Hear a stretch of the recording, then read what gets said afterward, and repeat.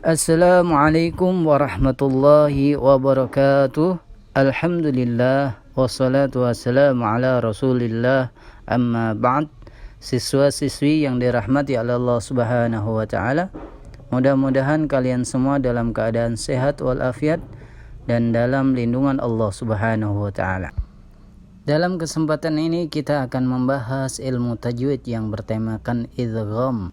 Kita akan membahas pengertian idgham, bagaimana cara membaca idgham, kemudian berapakah bagian untuk idgham tersebut. Yang pertama kali kita akan membahas tentang pengertian idgham. Idgham secara bahasa memiliki arti memasukkan.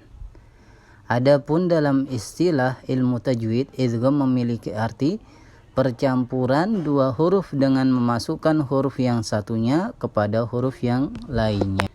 Maka dapat disimpulkan arti idgham yaitu memasukkan huruf kepada huruf setelahnya. Baik huruf itu sama ataupun berbeda, ataupun huruf itu sama pengucapan atau sama tempat keluarnya huruf tersebut. Itulah pengertian idgham. Kemudian yang kedua kita akan membahas tentang bagian atau macam-macam idgham tersebut. Idgham itu terbagi menjadi tiga. Yang pertama idgham mutamatsilain, yang kedua idgham mutaqaribin, yang ketiga adalah idgham mutajanisin.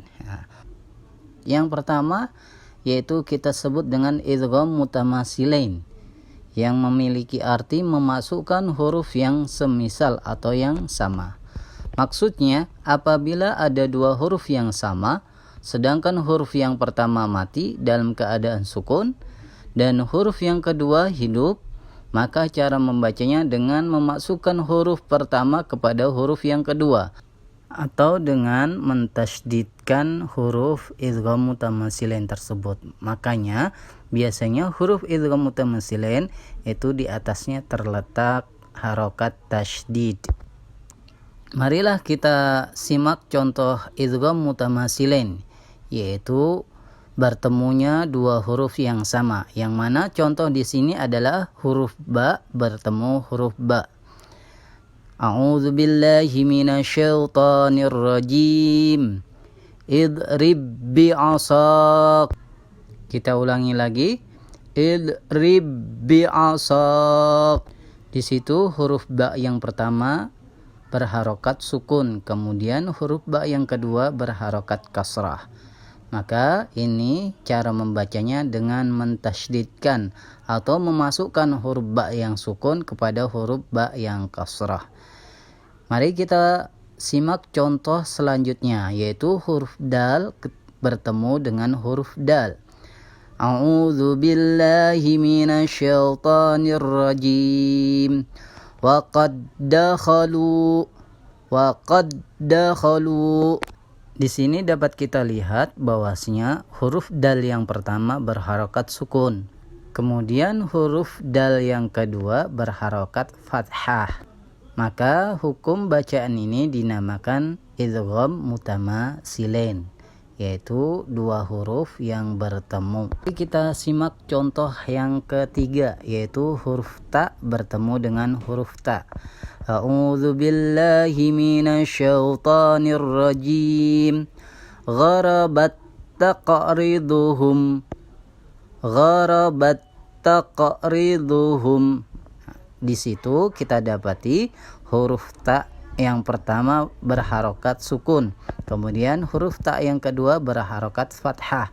Maka cara membacanya dengan mentasydidkan, menghilangkan huruf ta yang sukun, kemudian memberikan harokat tasydid pada huruf ta yang kedua.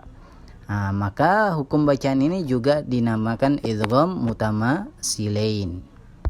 Akan tetapi perlu diketahui tidak semua huruf dibaca idgham mutamatsilain, yaitu daripada huruf hijaiyah semuanya yang ada 29 itu tidak semuanya dibaca idgham mutamatsilain apabila dua huruf yang sama bertemu.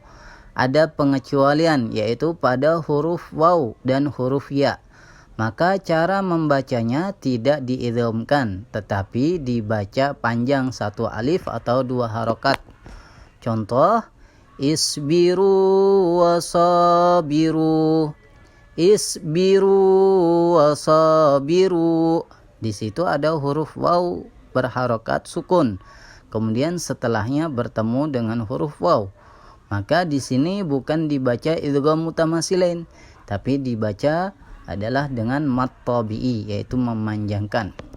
Kemudian contoh yang kedua kita bisa lihat pada contoh berikutnya ini, yaitu fi yaumin kana, fi yaumin kana, fi di situ ada ya sukun bertemu dengan ya yang berharokat, maka ini tidak dinamakan idgham mutamatsilin, ini dinamakan dengan mad tabi'i. Inilah pengertian daripada idgham mutamatsilin. Setelah kita mendengarkan daripada penjelasan idgham mutamatsilin, mudah-mudahan dapat dipahami. Kemudian yang kedua pembagian idgham, yang pertama tadi adalah idgham mutamatsilin, yang kedua kita akan belajar tentang idgham mutaqaribain. Untuk yang kedua yaitu idgham mutaqaribain, yang memiliki arti memasukkan huruf yang berdekatan penyebutannya. Mutaqaribain memiliki arti memasukkan huruf yang berdekatan penyebutannya. Maksudnya adalah memasukkan suatu huruf ke dalam huruf yang lainnya, yang mana huruf keduanya hampir sama dalam penyebutannya. Hampir sama dalam penyebutannya. Kalau mutamatsilin, idgham mutamatsilin itu hurufnya sama. Tapi kalau idgham mutaqaribain ini penyebutannya hampir sama. Di sini ada contoh antara huruf tha dan huruf za. Tha, za, tha, za. Di sini hampir sama penyebutannya. Contoh, yalhaz dzalika, yalhaz dzalika. Kita ulangi sekali lagi, yalhaz dzalika. Nah, seolah-olah di kalimat za itu ada tasydidnya. Nah, kita membaca sa juga membaca za. Kemudian sa tadi dimasukkan ke za, dan za-nya seolah-olah berharokat tasydid. Contoh, yalhaz dzalika. Nah, kemudian kita mengambil contoh lagi yang kedua, yaitu huruf ba dan huruf mim. Huruf ba dan huruf mim. Contoh, irkam ma'ana, irkam ma'ana, irkam ma'ana. Dapat kita pahami, ba di sini dimasukkan kepada huruf mim, dan seolah-olah huruf mim bertasydid. Cara membacanya seolah-olah huruf mim bertasydid. Nah, inilah contoh daripada idgham mutaqaribain. Kemudian yang ketiga adalah idgham mutajanisain, yang memiliki arti memasukkan huruf ke dalam huruf yang setelahnya, yang mana kedua huruf tersebut sama makhrajnya. Makhrajnya apa maksudnya di sini? Yaitu sama tempat keluarnya huruf atau sama tempat letaknya huruf di dalam mulut. Kita ambil contoh huruf to dan huruf ta. Maka letak huruf to dan huruf ta ini sama-sama di ujung lidah. Coba kita perhatikan, to, ta, to, ta. Nah, maka tempat keluarnya huruf itu sama, yaitu di ujung lidah. Kita ambil contoh daripada ayat, amanat ta'ifatun, amanat ta'ifatun. Di situ ada huruf ta yang berharokat sukun, kemudian setelahnya huruf to. Maka cara membacanya adalah idgham mutajanisain. Dibaca idgham mutajanisain. Seolah-olah huruf to itu bertasydid juga. Amanat ta'ifatun. Kemudian kita ambil contoh huruf yang kedua, yaitu contoh yang kedua huruf zal bertemu dengan huruf zo. Zal bertemu dengan huruf zo. Contoh, idzalamu, idzalamu. Kita ulangi. Idzalamu. Zalnya berharokat sukun, dha-nya berharokat fathah.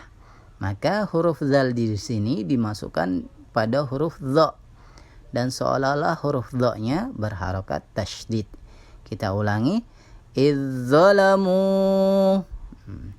Dan pada akhirnya setelah kita mendengarkan penjelasan yang sangat singkat ini, semoga dapat dipahami dan dipraktekkan ketika membaca Al-Quran.